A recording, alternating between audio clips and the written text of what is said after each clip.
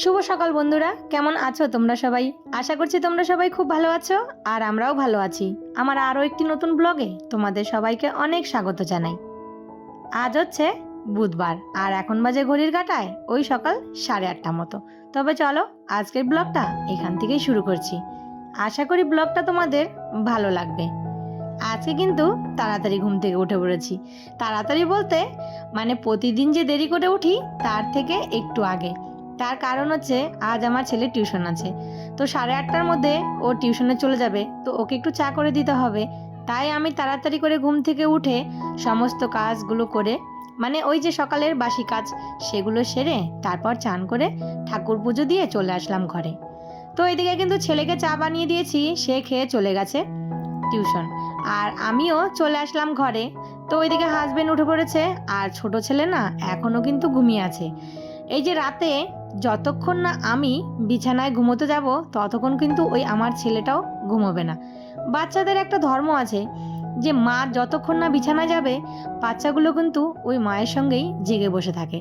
আর আবার কিছু কিছু বাচ্চা আছে যে মা বাবাকে ছাড়াই ওই একাই বিছানায় গিয়ে খাওয়া দাওয়া করে শুয়ে পড়ে, সেটা কিন্তু বেশ ভালো। আর আমার বাচ্চা দুটো ছোটোর থেকেই যতক্ষণ না আমি বিছানায় যাব ততক্ষণ কিন্তু ঘুমাবে না, যত রাতই হোক। এইদিকে দেখো আমি এই যে চান টান করে পুজো দিয়ে এসে তারপর ঘর পরিষ্কার করছি। কি করব বলো, আমার না এই যে সকালে চান করার একটা অভ্যাস হয়ে গেছে। সেই যে বিয়ে হয়ে এসেছি পর থেকে সকালে চান করে করে এসেছি না, সেই অভ্যাসটা এখনো মধ্যে মানে রয়েই গেছে।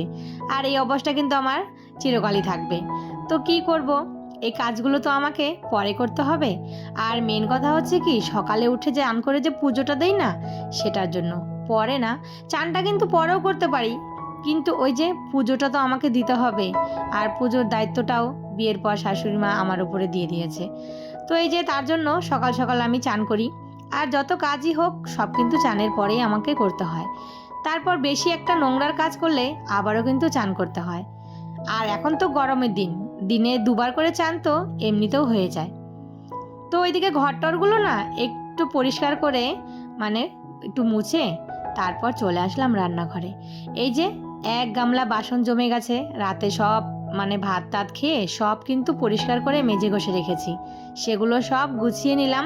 তারপর এই যে 1 কাপ চা, এটা না খেলে তো এখন কাজে আরও এনার্জি পাবো না। চাটা কিন্তু সকালেই করেছি কিন্তু খাওয়ার সময় হয়নি। এই যে এখন আবার গরম করে 2টো বিস্কুট আর এই যে চা, সাথে এই যে নিমকির মতন বিস্কুটটা, এটা কিন্তু খেতে বেশ ভালো লাগলো। তো চলো আগে চাটা খেয়ে নিই। এর মধ্যে না ভাতও বসিয়ে দিচ্ছি, তার কারণ আজকে ননদরা চলে যাবে।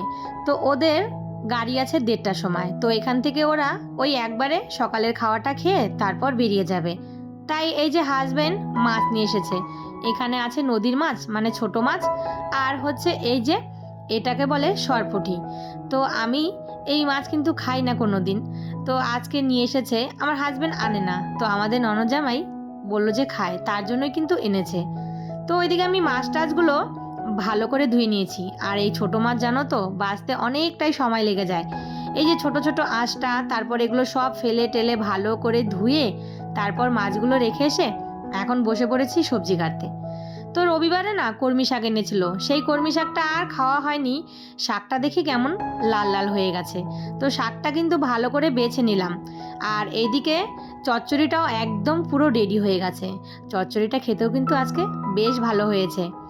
এই যে কয়েকদিন থেকে রান্না করছি, রান্নাগুলো কিন্তু সবগুলোই রান্না ভালো হচ্ছে, কোনোটা কিন্তু কোনোটার চেয়ে মানে কম কিছু না।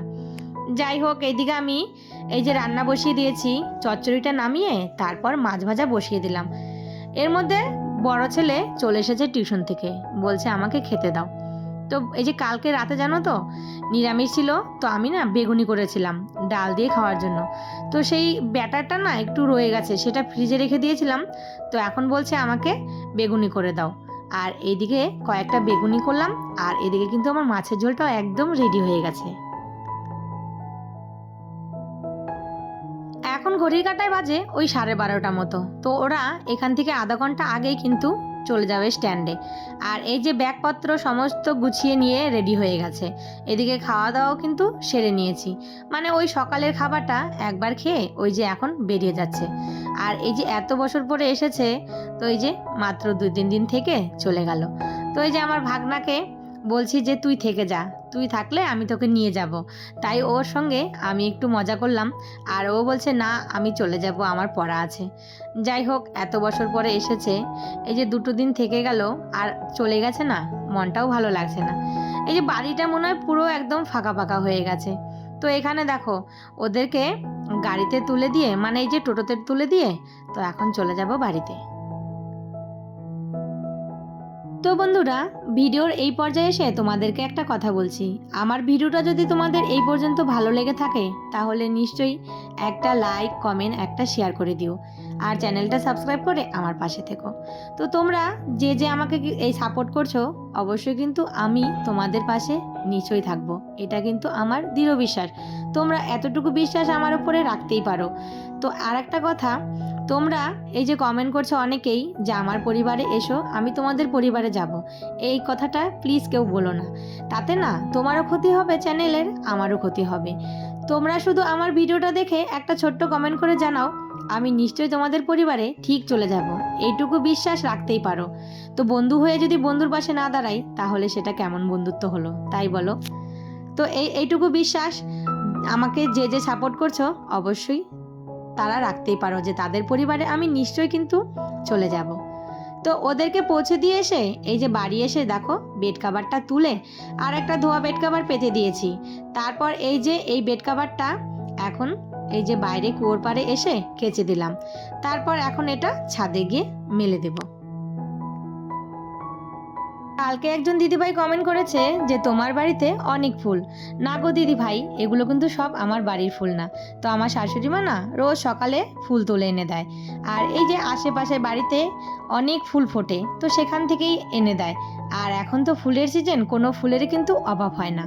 আর আরেকজন দিদিভাই কমেন্ট করেছে যে তোমার বাড়ির ঠাকুরটা কি দুর্গা ঠাকুর? না গো দিদিভাই, কিন্তু দুর্গা ঠাকুর না, কিন্তু দুর্গা ঠাকুরেরই আরেক রূপ, এটা হচ্ছে মা বিপত্তারিণী ঠাকুর। আষাঢ় মাসে যেই মা বিপত্তারিণীর পুজো হয় না, সেই ঠাকুর। তো এই যে ছাদের থেকে জামা কাপড়গুলো তুলে নিয়ে চলে আসলাম। এখন কিন্তু বিকেল 5টা বাজে, সব জামা কাপড়গুলো শুকিয়ে গেছে আর এগুলো ভাঁজ করে রেখে দিলাম। তারপর গিয়েছিলাম রাস্তায়, সেখানে দেখি এই যে 50 টাকা করে তাওয়া বিক্রি হচ্ছে, সেটা আবার মাটির।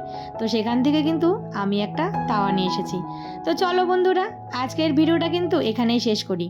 তো ভিডিওটা ভালো লাগলে অবশ্যই কিন্তু একটা কমেন্ট করে জানিও। আবারও দেখা হবে।